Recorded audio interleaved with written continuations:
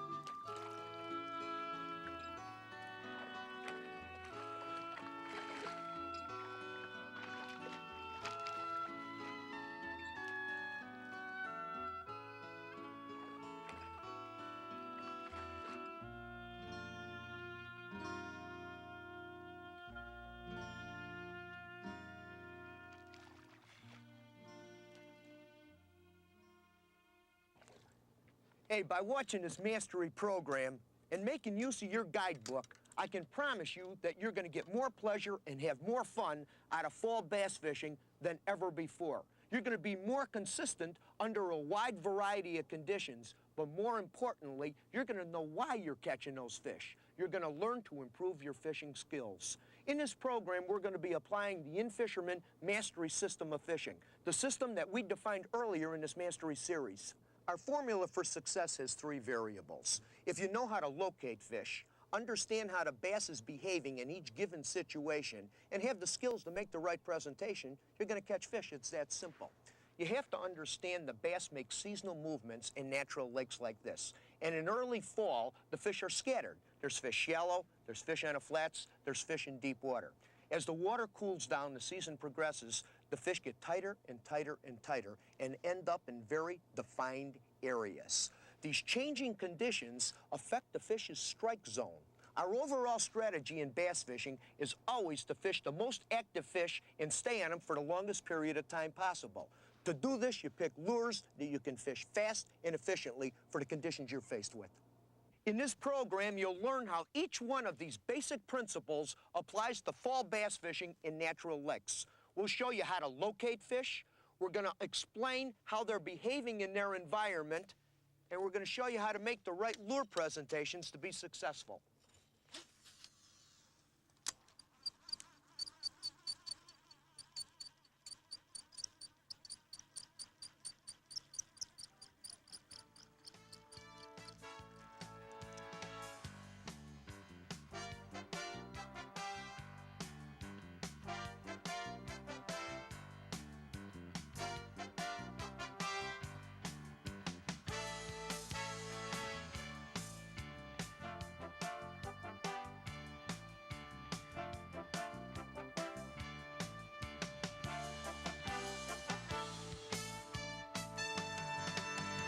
But I've got to be honest with you.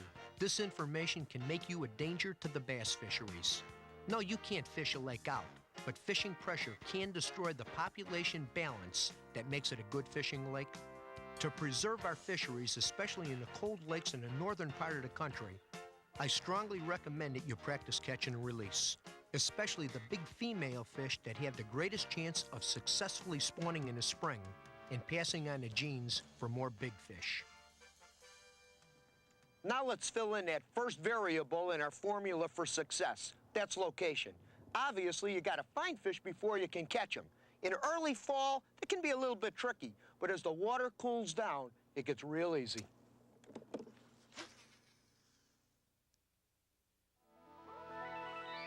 In this chapter, Al will show you the key locations in a natural lake that attract and hold bass during the fall. Put yourself in a bass's place. You've had a whole summer of stability in which to feed and grow, but now things are changing. The water temperature is dropping. Cover is dying off. Your old haunts no longer meet your basic needs for food and cover. It's time to move on, to start searching for the last remnants of cover. You stay in a spot only as long as conditions are satisfactory, and if they change, you move on again. And remember, you don't really choose to do any of these things.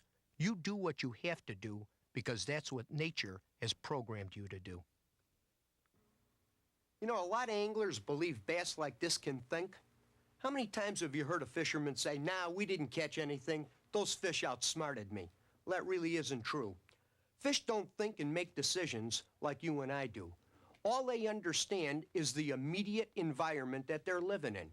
A bass up in a shallow water lily pad choked bay has no idea what the bass are doing on a weed line in this point in 12 feet of water. And once more, he really doesn't care. All he cares about is his immediate world. You don't have to outsmart a bass to catch him. All you have to do is understand him. And when it comes to bass movements in natural lakes, we already know quite a bit about them. Any natural temperate zone lake goes through tremendous seasonal changes as it warms up in spring, reaches a peak in summer, and then cools down in fall and winter. This cycle of seasonal changes determines where the bass will be located in a lake. It also affects their behavior. So to be a successful angler, I have to understand how the seasons affect largemouth bass. To deal with seasonal changes, we developed the In-Fisherman Calendar of Fish Activity. It works for all game fish in natural lakes. In this case, we're talking about largemouth bass. Our calendar divides the year up into periods. Each period corresponds with certain lake conditions. Because our calendar is natural, the dates of each period will change from lake to lake and from year to year. The calendar helps me interpret what I observe on a lake. Water temperature, growth of cover in a lake. These are natural signs. All those things give us clues about where the bass will be located and how we should fish for them. In the pre-spawn period, the warmer temperatures in the shallows draw bass out of their deep, cold water haunts. During the spawn period, bass concentrate in good nest-building areas. The growing amount of weed cover in a lake causes the fish to disperse during the post-spawn period. And during pre-summer, there are groups of bass now located at all depths, down to the deeper water drop-offs. Summer peak is a short period when the lake explodes with activity. There is a tremendous bite along the outer edges of weed lines. In summer, groups of bass tend to settle down and remain in specific locations. Patterns of activity appear, disrupted by day-to-day changes in the weather. Post-summer begins when cold nights start to kill off the cover in the lake. Bass remain in the shallows, flats, and deep weeds, but there is a pronounced shift to shallow cover. Because of falling temperatures and mixing of water layers, there is almost no fish activity during the turnover period. But when the cold water period is in full swing, the action returns to the outer fringes of the flats and in deep water locations where there are remnants of green cover. During the summer, the bass are in a lush, warm, basically stable water environment. But now, going into post-summer, turnover, and cold water periods, the lake is going through a lot of changes. The two key factors that determine location are falling water temperatures and a dying off and thinning out of good green weeds. In summer, we had pretty consistent use of the shallow water areas, the flats, and the drop-off areas. But now in post-summer, things change. A lot of fish that have been consistently using the flats move a little bit shallower. A lot of bass that have been making use of the weed line go shallower. Rule of thumb, divide the flat in the center, and most of your activity will be in the shallower half of it instead of the deeper half of it. Right now, let's take a look at some key post-summer locations. The post-summer period begins when cold nights start dropping the lake's water temperature. When surface temperatures get down into the 60s, shallow water cover like lily pads really starts to thin out. With their overhead cover, lily pads are still an important location. Look for the edges between the open water and the thickest clumps of pads. Like lily pads, boat docks provide overhead cover and create a shade edge for the bass. They're still important during the early part of the post-summer period. In post-summer, thick, shallow water junk weeds begin to thin out a little and become a prime location for bigger bass. Reeds tend to be a hardy form of cover and they will stay green longer than other shallow water weeds. That makes them an excellent post-summer location for bass. Look for the thick clumps of reeds. They form the edges that concentrate groups of active bass. During post-summer, these shallow water areas like this that have a lot of cover on them got a lot of active fish in them. But don't forget these flats now. In the summer months, the flats were the pivot point for all of bass activity. Under certain weather conditions, active fish would move out to the outside edge of the weed lines. Some fish would move shallow, but most of the bass use the flats most of the time. Now in the colder water conditions, as the water temperatures are dropping, the weeds are starting to die off. You get holes, pockets, edges that are a little easier to make more presentations to. You just catch a lot more fish. When you're fishing these flats now, pay particular attention to the inside edges of the weeds on the flats. Oh, and by the way, don't forget these deep water areas like the weed lines on the sunken island and a drop-off on major structural points like this. There's still some nice fish to be had there. And even though the action is shifting to the shallows, there's still going to be some big fish in the weeds near deep water drop-offs. Once again, the depth finder becomes your eyes. The wider flasher marks indicating the presence of deep weeds. Thinner marks indicating presence of bait fish and game fish. A good sign of active fish. As post-summer slips into the turnover period, which on most natural lakes is somewhere in that low 60s, fishing can get real tough. You spend a lot of hours for a few fish. Fortunately, things don't stay that way. They do get a lot better. Water hits about 60 degrees or cooler. Green weeds on a drop-off or close to a drop-off become the key location areas, and big bass like this start to school up tight. Out on a lake, you'll notice that a lot of the shallow water cover has turned brown or is just plain gone. Early in the cold water period, there may be some hardy green cover left in a few shallow locations. It may be holding some active groups of bass, so it is definitely worth checking out. Weeds on the flats, particularly the shallow parts of the flats, have really thinned out. Later in the cold water periods, the best weed growth and cover is on the furthest edges of the flats and down the drop-off. Now, prior to turnover, there was a lot of fish use in the shallow water and out on the flats themselves. But as the water starts to cool down, the fish come out of these shallows and start going out toward the drop-offs and start bunching up tighter and tighter and tighter. Now, there's a lot of areas in a lake now that have green cover on it, good green weeds on the drop-offs. But some areas are a lot more productive than others. Big flats like this that drop off real sharp will attract a lot more fish than, say, an area like this that doesn't have a lot of depth to it. Experience has shown us that inside corners like these attract more bass than, say, a straight run or drop-off like this or out on the points. Hey, there's one more location. See this deep water hump? Prior to this, it had very little fish use. In a cold water period, some of the biggest bass in the lake will bunch up on these deep water structures like this. Always check them out. You could see why it's important to learn to map out a lake yourself. You want to know exactly the way that weed line is laid out. You want to know where those deepest humps of green existing weeds still are. Those are the areas that hold most of the bass. Hey, there's one more point I want to cover. In a lot of lakes, the weeds just don't grow out in deep water. In a stained water environment, the weed line might only be in 4 feet, and the drop-off way out in 12 or 15 feet. In lakes like this, in the cold water periods, there's 2 key locations. Real sharp drop-offs that come right offshore, like this, and the fish will be at different levels. That you got to check out yourself. And the other location is a long, slow tapering flat that runs out to, let's say, 15 feet here and drops to 30 feet. Those fish will be stacked like cordwood right on the top of that drop-off. You'll never find them any deeper than that. In this chapter, we've shown you the key location factors during the post-summer, turnover, and cold water periods. In the next chapter, we'll show you how environmental conditions affect the strike zone and movement of bass in those locations. In this chapter, Al will describe the changes in the lake environment as it cools off from summer to cold water. The falling temperatures change the bass's mood and activity level, and they definitely have an effect on bass fishing in the fall. Now, I've shown you the key locations that bass use in fall. These locations are determined by falling water temperatures. This also affects their behavior. Before I get into specifics, I want to review one of the basic principles of fish behavior that we talked about in earlier programs. That's the strike zone concept.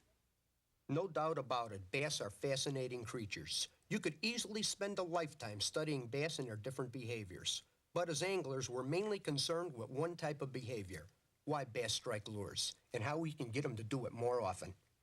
You know, there's a lot of theories why a bass hits lures. Anger, hunger, curiosity, size, color, action, the list goes on and on.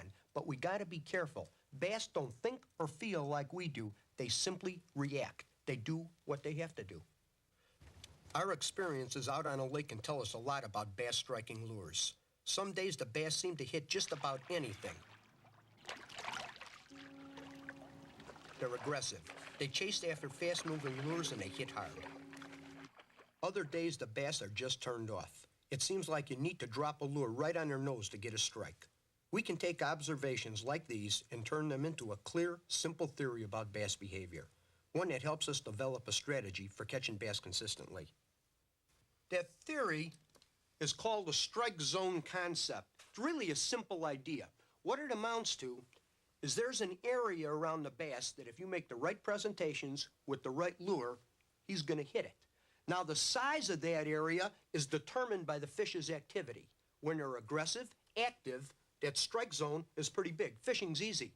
When they're not aggressive, inactive, that strike zone is real restricted. Fishing's tough. It's just that simple. Now this is where the strike zone concepts really come into play. Let's assume that the fish have been active. That means that that strike zone is big. The fish are aggressive. They'll run down most horizontal baits. And that's the key thing to remember, horizontal baits. Baits like this spinner bait, or let's say a crankbait. I could take this crankbait, and if I get it within this strike zone, the odds are this bass will run it down, and I'm gonna catch a fish. Now let's assume a cold front comes through, something that causes a negative effect. That bass's strike zone is gonna get smaller. If I crank this bait out here like this, he's not gonna chase it down. Calls for a change in presentation. You need a slower moving bait, something that's fished vertical, like a slip rig plastic worm, or a jig and eel, or a jig worm. The bass will not chase a far out bait. He's kind of restricted in a key area. That strike zone is very, very small. This vertical presentation has to fall right in front of him. It's almost got to hit him on the nose to get a triggering response out of him. The nice thing about fall fishing is that the factors that normally shut fish off aren't as bad now. Oh sure, you still have cold fronts, and it'll take the fish and shut them off for a little while, but they're back on a bite pretty quick. You still have to be concerned with light, but the angle of the sun in fall is a lot lower. It's not as big of a concern as it was in the summertime. I think the neatest thing is you don't have to contend with so much human pressure on a lake.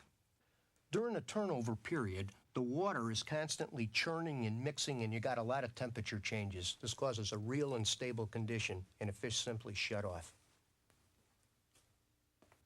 Now we move into the stable tranquility of the cold water period. The fish start to get active again, and there's no question about it. It's the best time of the year to consistently catch big bass like these. Just after turnover, with temperatures in the high 50s, you can still find bass in shallow water, flats, and deeper water. Most bass still have periods when they are very active and aggressive, with large strike zones. As temperatures slide down into the mid and low 50s, your chances of finding shallow water bass grow smaller and smaller. Strike zones in all depths get tighter and tighter. Finally, the bass will simply move out of the shallow water. Cold temperatures have killed off the cover and forced the bass's food into deeper water. In the deeper water, bass will be relating to whatever cover, objects, or structure they can find. They're not chasing now. The cold-blooded metabolism of a bass is so slow now that it doesn't need much food, but they do feed occasionally. And when winter water temperatures reach their lowest point, bass activity almost ceases entirely. Bass like this are cold-blooded creatures. What that means is when the water temperature starts to drop, their activity levels really slow down. Now, you can still catch them, but you have to concentrate in those high percentage areas. Those areas with good green weeds, sharp drop-offs, inside corners of points. The key thing to remember as far as presentation goes is fish slow, real slow. In this chapter, we've shown you that there is one major behavioral factor to consider in the fall: the gradual drop in water temperature, which causes a decrease in the amount of cover in the lake. In the next chapter, you'll see how to use this information to select the best presentations that match conditions in the lake. In this chapter, Al will demonstrate the lure selection process and the right presentation techniques for the major fall locations. A typical post-summer strategy for me would be to start in a shallow water bay like this that has a lot of weeds. I'd go out in these bulrushes. I'd fish these boat docks, any shallow water area that offered a lot of overhead cover. Then I'd periodically go check the main lake flats and occasionally check the drop-off areas. Now remember, during post-summer, most of the fish are from the center of the flat and shallower. There is a little deep water activity, but it's nowhere near as consistent. Fish the shallow water cover when light levels are low and shade edges are not as sharp. The best times are early or late in the day or on cloudy days. In post-summer, the cover is still thick, but starting to thin out. You need a presentation, like this spoon, that you can quickly move from spot to spot, letting it drop into the holes in the cover. Those are the edges that attract bass, and they're the only places you can actually work a lure. Some of the biggest fish in the lake are using this shallow water, and you've got to use heavy tackle to get them out. Post-summer is probably the best time of the year to concentrate on shallow water junkweeds. To find the active bass, fish a buzzbait over the pockets and holes in those thick grassy weeds. The buzzbait is fast and effective. Another choice is a Texas rigged worm down in the weeds, but it's a very slow way to fish in the shallows. It should be used when conditions, like a cold front, have made the fish less active. Reed beds don't thin out like other kinds of shallow cover. They definitely draw a lot of bass in a post-summer period. A spinnerbait is the fastest way to fish this location.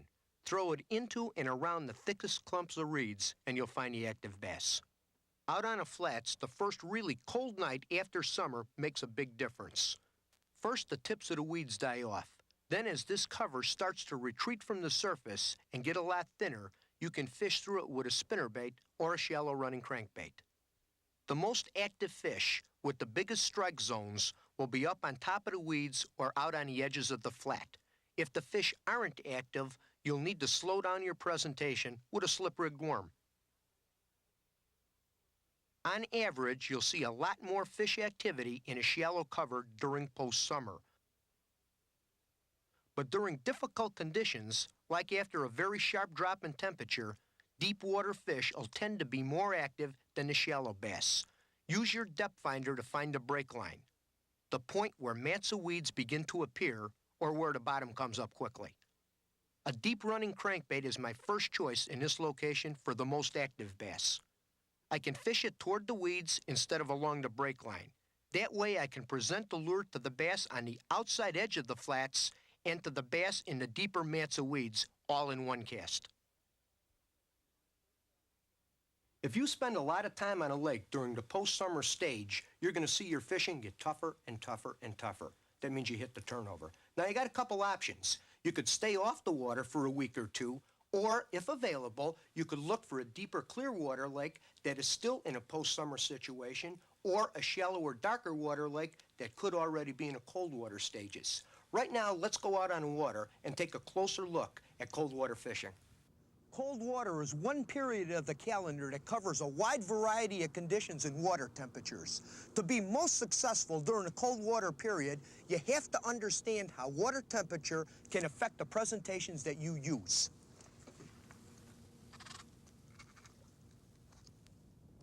At this time of year, all you need is a surface reading, which only takes a few seconds.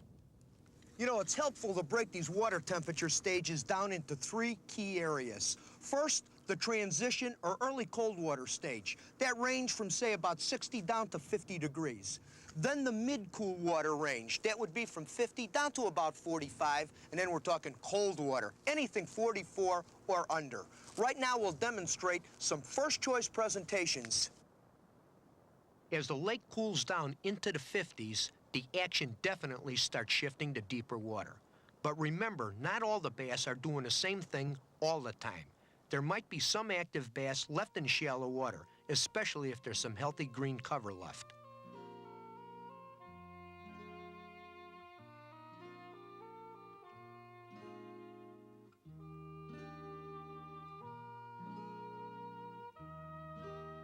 A buzzbait is the fastest, most efficient way I know of finding active bass in this kind of cover.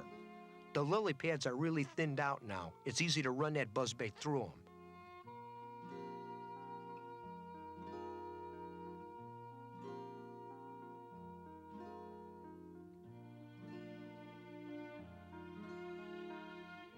I fish the location as fast as I can, fan casting the open water between the pads. As you can see, the holes and edges aren't nearly as well defined as in the summer months.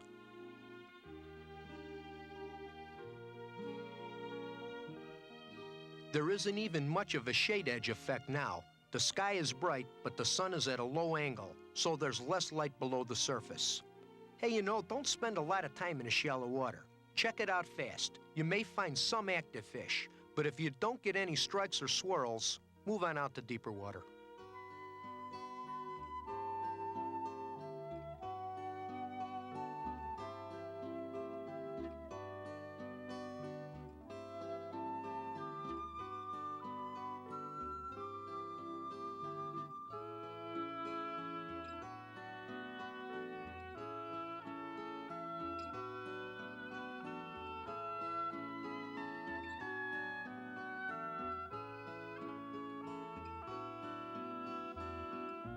The next location I check out is the flats.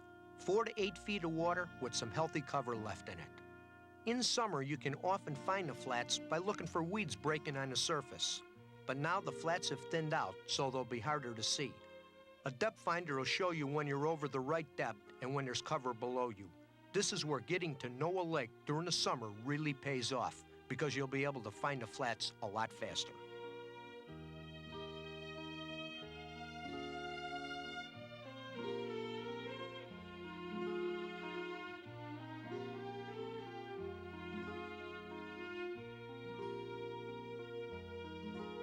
A spinnerbait is a good lure for the flats at any time of the year, especially during the early cold water stage. The most active bass will be up high in the weeds, not that far below the surface.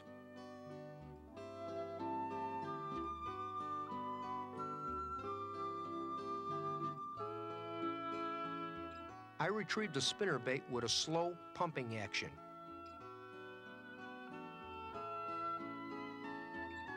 That action makes the lure swim over the weeds and then helicopter down into them.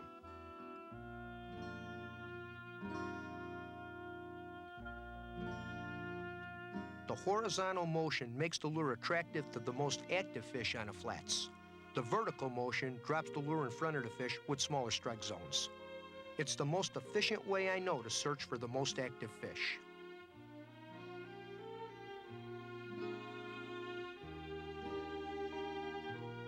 In early cold water, the flats are not a consistent location, especially the shallow parts of the flats.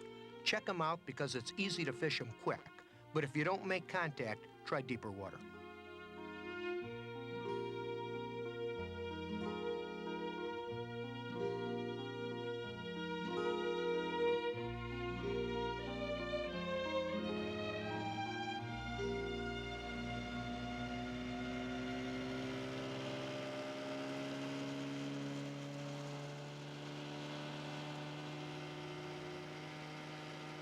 You know, deep water is one of the most challenging parts of bass fishing. To improve your deep water skills, try marking a location sometime. That'll help you visualize what's going on below the surface, and it'll help you position the boat correctly.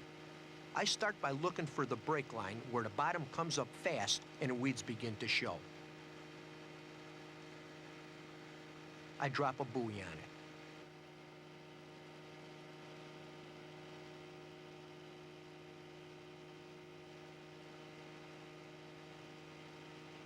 Then I follow the break line, keeping an eye on a depth finder. I run the boat in a zigzag pattern. Whenever I cross the break line, I drop another buoy. All you need is 3 or 4 buoys, and suddenly you can see exactly what kind of structure you're going to be fishing.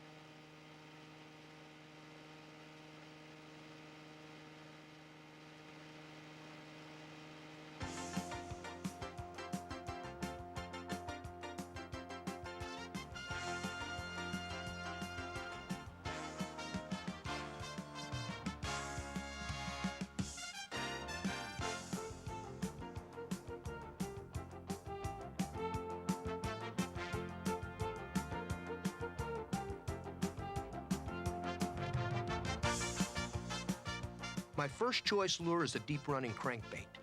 Even with water temperatures in the mid to upper 50s, bass will still be active enough to chase and strike a crankbait. It's a quick way to find the most aggressive fish.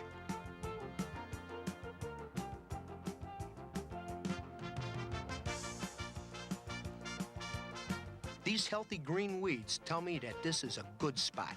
Chances are that bass will be relating to the cover in this location. I position my boat a few yards outside the markers. I cast in and retrieve away from the point. That way my lure covers the outer edges of the weeds on the point and the deep weeds on the break line. Each cast covers several different spots, increasing my odds of finding active fish.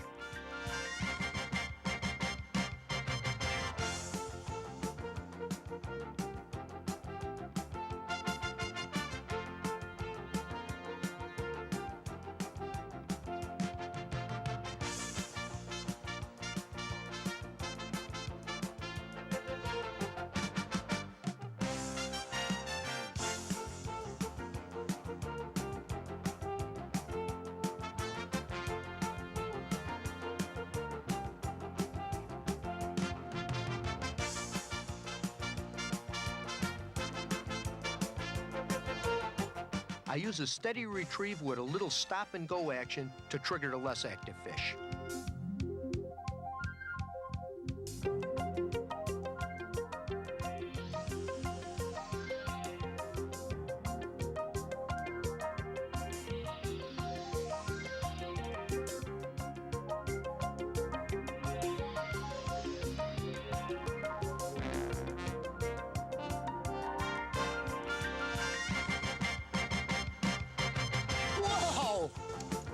Now that's a big bass anywhere.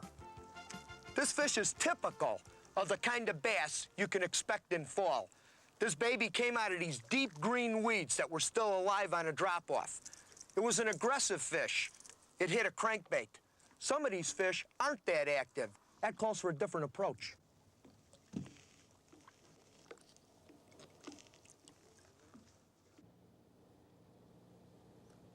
For those less aggressive fish, you want a bait that you can fish more vertical, like a jig and eel, a twin spin, or in this case, a pretty heavy single spin. In fall, when I'm fishing drop-offs with spinner baits like this, I like to add a little something to it, in this case, pork rind. It helps slow down the fall, and for some reason, big bass like pork rind in cold water. You know, most people believe a spinner bait is only good in shallow water. Well, that isn't true. I'm holding my boat in about 18 feet of water. I'm casting up to about 6. You make your cast, and you follow the bait back down with the rod. You feel the spinner's just helicoptering there. It hit bottom now. You lift it back up, and you pick up the loose line, and always follow it back. Your strike will come as it's falling back. It probably settled in about 9 feet. Pump it back up again, pick up your loose line, follow it all the way back. You use the same approach until you come to the outer edges of the weed line, bounce it once or twice on those deeper edges, crank it back in, make another cast. Cover it at intervals. Try to pick like 10 feet per cast until you find some fish, then concentrate in that area. This is another presentation you could try after marking a deep water location. Just remember to keep some tension on the line. As the spinnerbait helicopters down, follow it with your rod, picking up the loose line.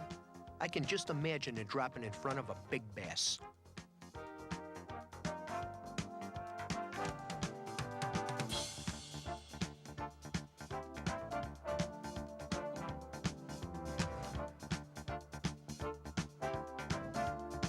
Then cast it into the point, let it settle in the weeds, and then pull it up.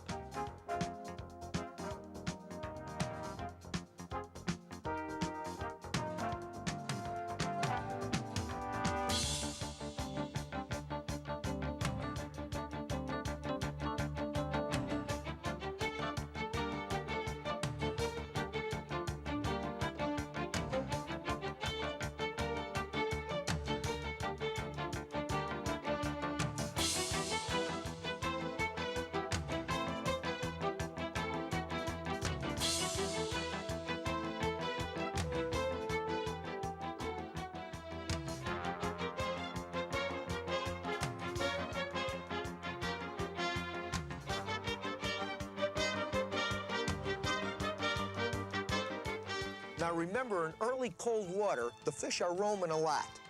There's fish in shallow water, there's fish on the flats, there's fish in deep water. The cover is cut by about 50% of what it was in summertime. That means you can fish just a little bit faster than normal. Always check the shallows, the flats, and the drops during early cold water fishing.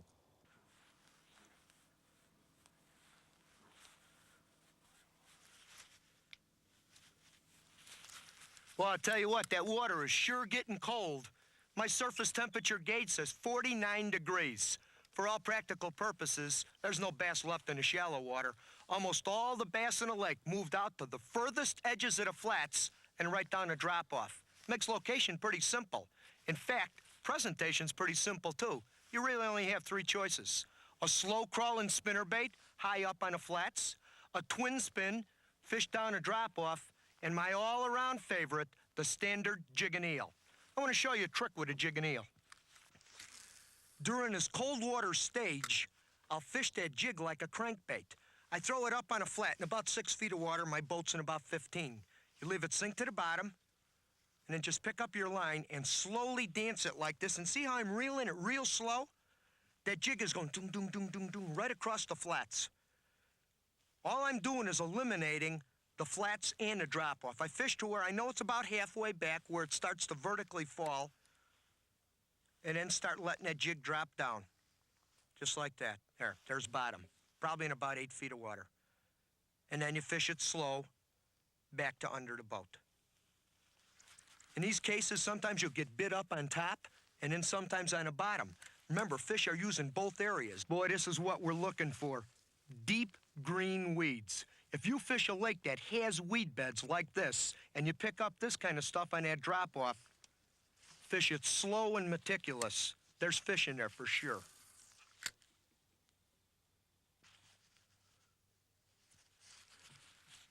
Hey, I want to show you that twin spin a minute. It's a real sleeper bait. It's on a rocker arm. Swings back and forth, it's hinged. It swings up and down for vertical presentations that a normal single spin can't do. You fish it basically the same way. It's pretty easy. Throw it out, let it get up on top of the flat. Both of those spinners are helicoptering as it's sinking. You just use the pumping motion. Lift it, follow your line back down, leave it sink to the bottom, lift it, follow it back down. There's times that the triggering effect will come from them twin spins when they won't hit the plain jig and eel.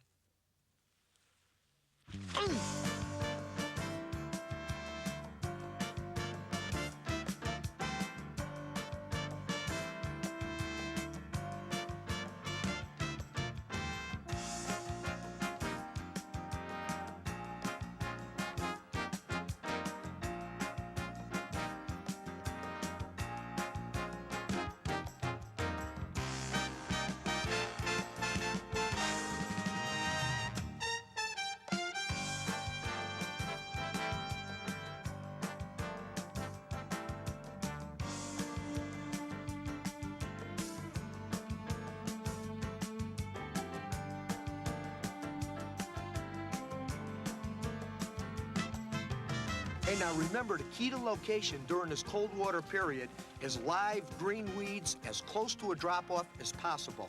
The sharper the drop-off, the better the spot. Hey, if you're on a lake that doesn't have weed growth like this one, always concentrate your efforts on the sharpest drop-off area you can find.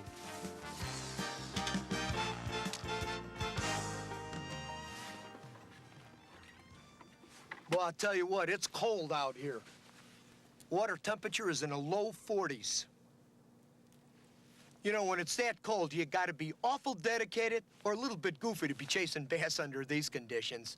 But the fact is, there's still some fish to be had. You can get a few fish on a slow-moving presentation like a jig and eel, but if you want to score consistently, go to live bait.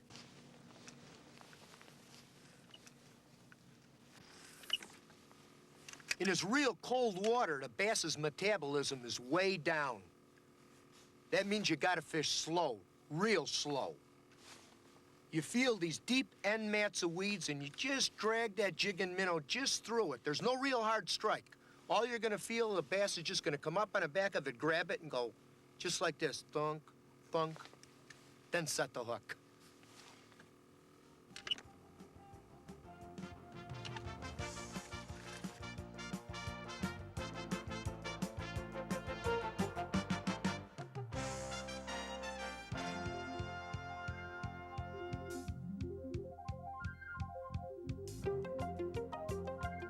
Keeping some tension on a line is extremely important now. The strike can be so subtle. I keep my finger on a line for extra sensitivity.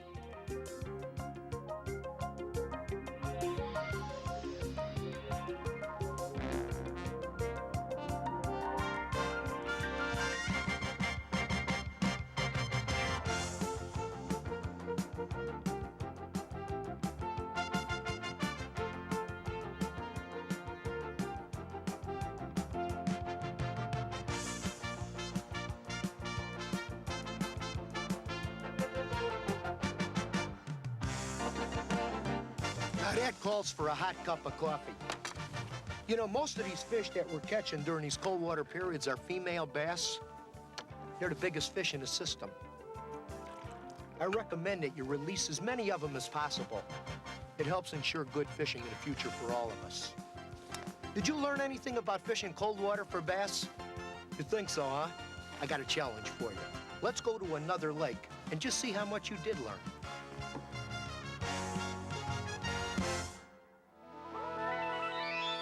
As you take the challenge, keep your finger on the pause button of your VCR and have your guidebook handy.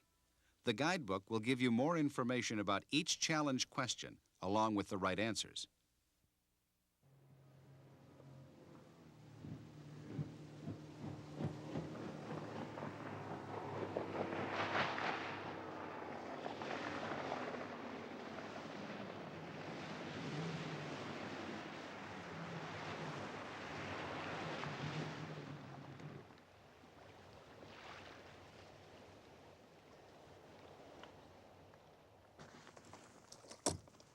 This is the same lake that we fished during our spring and summer challenges, but now it's definitely the cold water period. We had some cool nights. In fact, we had a few frosts already. For all practical purposes, there's not a lot of bass left in the shallow water cover or the shallow water areas of the flats. Earlier in the season, a lot of the good locations you could see with your eyes. That isn't the case right now. You have to visualize what's below you. Hey, I got an idea. Let's have a map reading exercise. You look at this map and pick out some of your first choice locations. Do you see a couple of good spots to check out? Why do you think they're good?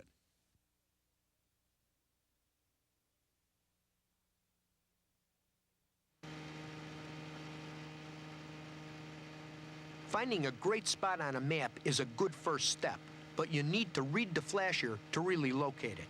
You read the flasher and tell me when you find the right conditions. Watch the depth finder as Al checks out 4 potential locations.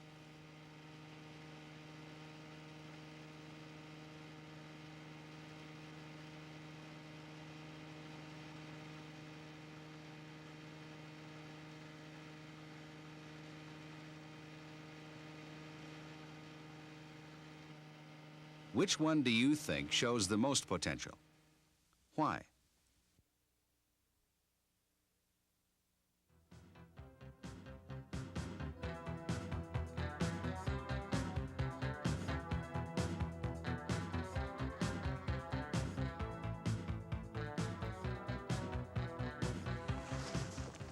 According to my depth finder, we're on a good sharp drop-off with weeds on it. What should you do next? What do you think should be done next? Why?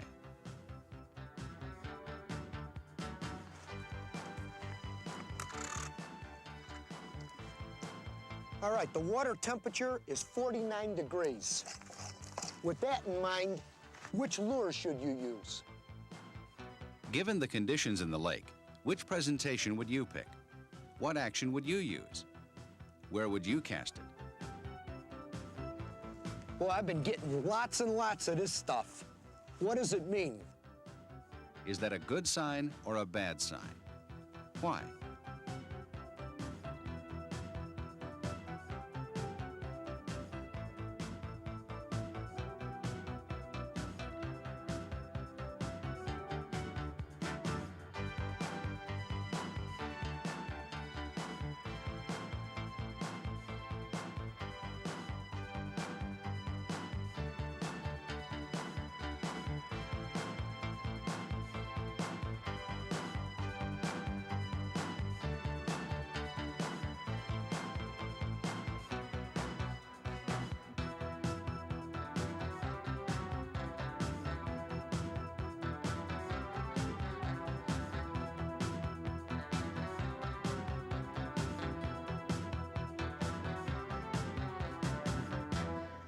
You'll be catching some of the biggest bass of the season in fall. It's the kind of action that helps you forget the numb fingers and cold feet. The real challenge to fall bass fishing is to learn to visualize what's happening below the surface and keep your boat in the right position as much as possible. When you start catching bass consistently in fall, you're well on your way to becoming a master angler all year long. In the first program of this Mastery series, we gave you the foundation of fishing knowledge. In the second program, we showed you how to apply this knowledge to spring conditions. The third program, how to apply the knowledge to summer conditions. In this program, fall conditions. Hey, to get the most out of this series, use your guidebook along with this video cassette. You know, I really believed we answered the big question, what's the secret to fishing success? Well, the secret is knowledge. The answer, mastery.